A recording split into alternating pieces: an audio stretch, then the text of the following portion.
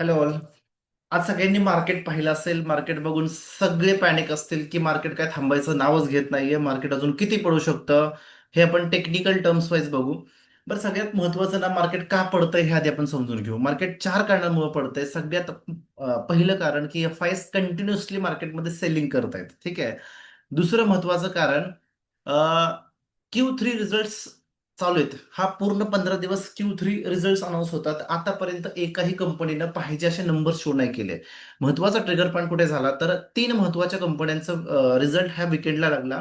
त्यातले तीन महत्वाच्या कंपन्या कुठल्या तर रिलायन्स, एचडीएफसी आणि आयसीआयसीआय. ह्या तिघांचा एकाच दिवशी रिझल्ट अनाऊन्स झाला. तिघांचं वेटेज मार्केटमध्ये हे 30% पेक्षा जास्त आहे. या तिघांकडून मार्केटच्या अपेक्षा खूप चांगल्या होत्या, पण अपेक्षेपेक्षा नंबर्स खराब लागले. सो इथून मार्केटमध्ये सेलिंग प्रेशर सुरू झाला. त्यानंतर काल जे रिझल्ट अनाऊन्स झाले त्यापैकी कुठल्याही कंपनीनं चांगला परफॉर्म नाही केला. सो सेंटिमेंट्स मार्केटमध्ये त्या बाबतीत निगेटिव्ह आहेत. तिसरी महत्वाची गोष्ट की 1 तारखेला बजेट आहे, अजून 10 दिवस बाकी आहेत. अजूनही मार्केटमध्ये बजेट बद्दल काही पॉझिटिव्ह सेंटिमेंट्स नाहीयेत. आणि इथं महत्वाचा ट्रिगर पॉईंट काय असणार आहे की एफ-आयची डिमांड काय आहे, की डिमांड म्हणजे अपेक्षा काय आहे की जो लॉंग टर्म कॅपिटल गेन आहे तो कमी करावा, सोबत डिव्हिडंड वरती लागणारा टॅक्स तो कमी करावा. सो जर असे काही हिट्स भेटले तर मार्केट एक शार्प शॉर्ट रिकव्हरिंग रॅली येऊ शकते, म्हणजे कव्हरिंग होऊ शकतं मार्केटमध्ये. पण अजूनही तसं काही पॉझिटिव्ह सेंटिमेंट्स नाहीयेत. ठीक आहे. देन आता काही तुम्हाला तीन चार गोष्टी सांगेल. Technical terms, not a fundamental, कारण फंडामेंटली मार्केटमध्ये काही होऊ शकतं. जर मार्केटमध्ये फंडामेंटल इश्यूज थोडे शांत झाले तर टेक्निकल वाईज मार्केट काय होऊ शकते हे आपण डेटा वाईज बघू. सगळ्यात मध्ये तुम्हाला आधी गिफ्ट निफ्टीचा चार्ट ओपन करतोय. तुम्हाला याच्यामध्ये टेक्निकल गोष्टी काय दिसतात बघा, की सगळ्यात महत्वाचं, मार्केटमध्ये एक डाऊन ट्रेंड चालू होता. हा रेजिस्टन्स होता, हा रेजिस्टन्स होता, हा रेजिस्टन्स बिकम सपोर्ट झाला. आणि आता परत मार्केट आज कुठं आलंय तर एका सपोर्टला आलेलं आहे. बरं, इथं 200 डेमा आहे. ठीक आहे. हा डेमा एक सपोर्ट म्हणून काम करतो टेक्निकल टर्म वाईज. तुम्ही जर आजच्या क्लोजिंग नुसार मार्केट पाहिलं तर मार्केट तिथूनच एक रिकव्हरी देते, म्हणजे जवळपास एक 60-70 पॉईंटची रिकव्हरी आलेली आहे. बर, आता मार्केट होल्ड होईल का नाही होईल हे थोडंसं 8 वाजता डाव जोन्स काय करतंय, युएस मार्केट काय करतंय त्याच्यावरून पण ठरेल. पण मी फक्त टेक्निकल टर्म सांगतोय तुम्हाला, टेक्निकल वाईज काय काय बघायचंय. पहिली गोष्ट आहे का, रेजिस्टन्स बिकम सपोर्ट या प्राइस ऍक्शनच्या झोनमध्ये मार्केट आलेलं आहे गिफ्ट निफ्टी. देन डेटा पाहिला, आरएसआय पाहिला तर मार्केट ऑलरेडी 30च्या आसपास आहे, म्हणजे ओव्हरसोल्ड झोनमध्ये गिफ्ट निफ्टी ऑलरेडी आलेली आहे. ठीक आहे. असे तीन चार कन्फर्मेशन डेटा वाईज सांगतात की गिफ्ट निफ्टी तर होल्ड होऊ शकते. ठीक आहे, एक स्टेबल राहू शकते. बरं, आता आपण निफ्टी 50 मध्ये येऊ की नक्की काय झालं. सेम निफ्टी 50चा पण चार्ट तोच सांगतो की जो एक डाऊन ट्रेंड होता, एक रेजिस्टन्स होता, तो आज बिकम सपोर्ट झालेला आहे. आणि सेम डेमा पर्यंत निफ्टी आलेली आहे. ठीक आहे. हा एरिया पूर्ण डेमाचा आहे. आता इथं ना तीन चार कन्फर्मेशन जर बघितले तर इथं रेजिस्टन्स बिकम सपोर्ट आहे, डेमा आलेला आहे, पिवड आलेला आहे.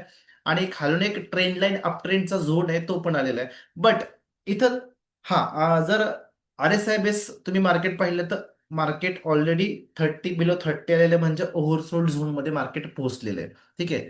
आता ह्याच्यासोबत अजून एक तिसरं कन्फर्मेशन बघू की निफ्टीमध्ये जे सगळ्यात जास्त वेटेज असणारा शेअर कोणता आहे तर रिलायन्स आहे. ठीक आहे. आता रिलायन्सचा डेटा जर बघितला, बरं मी परत सांगतो, फंडामेंटली ज्या ग्लोबल इश्यू चालू आहेत, क्रूड ऑइल आणि याचा इम्पॅक्ट हा कुणावर होतोय सगळ्यात जास्त तर रिलायन्स वरती होतोय. पण टेक्निकल गोष्टी आपण डिस्कस करतोय.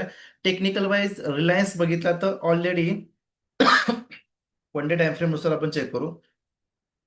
हा ऑलरेडी डेटा वाईज ओव्हरसोल्ड झोनमध्ये पोहोचलेला आहे. आणि तर हा इथं एक बाउन्स बॅक एक्सपेक्टेड आहे. पण परत एकदा डिस्क्लेमर सांगतो की जर फंडामेंटली मार्केट स्टेबल राहिलं किंवा निगेटिव्ह काही नाही आलं, पॉझिटिव्ह नाही आलं तरी चालेल, पण ऍटलीस्ट निगेटिव्ह काही नाही आलं, तर डेटा वाईज आणि टेक्निकल टर्म्स वाईज मार्केट इथून हलकसं बाउन्स बॅक करू शकतं. ठीक आहे. हा व्हिडिओ फक्त एज्युकेशन पर्पज नाही, कारण फंडामेंटली तिकडे ट्रम्प काय ट्विट करतील किंवा काय बोलतील मला माहित नाहीये. ठीक आहे. आता या झाल्या चार पाच गोष्टी ज्याच्यामुळे मार्केट टेक्निकल ओव्हरसोल्ड झोनमध्ये पोहोचलेलं आहे. लास्टला चौथं कन्फर्मेशन म्हणून आपण ऑप्शन चेन बघू. ऑप्शन चेन काय सांगते. आपण ऑप्शन चेन मध्ये गेलो तर आपल्याला चालू एक्सपायरी बघायची नाहीये, आपल्याला मंथ एंडची म्हणजे मंथली एक्सपायरी बघायची. मंथली एक्सपायरी निफ्टीची काय सांगते की 25,000 मध्ये हायेस्ट पुट शॉर्ट आहे. सो आता डेटा वाईज बघितलं, ओआय डेटा वाईज बघितलं तर 25,000 आपल्यासाठी एक सपोर्ट म्हणून काम करतो. ठीक आहे. जिथं हायेस्ट पुट शॉर्ट तो सपोर्ट म्हणून काम करतो. मग 25,000चे पुट हेवीली शॉर्ट आहेत. तुम्ही नेक्स्ट एक्सपायरी जरी बघितली फेब्रुवारीची, तरी इथे तुम्हाला 25,000चेच पुट हेवीली शॉर्ट दिसतील. आता टेक्निकल वाईज 25,000चा झोन कुठंपर्यंत खाली येतोय ते आपण एकदा चेक करू. मार्केटचं आजचं क्लोजिंग 25,232 आहे.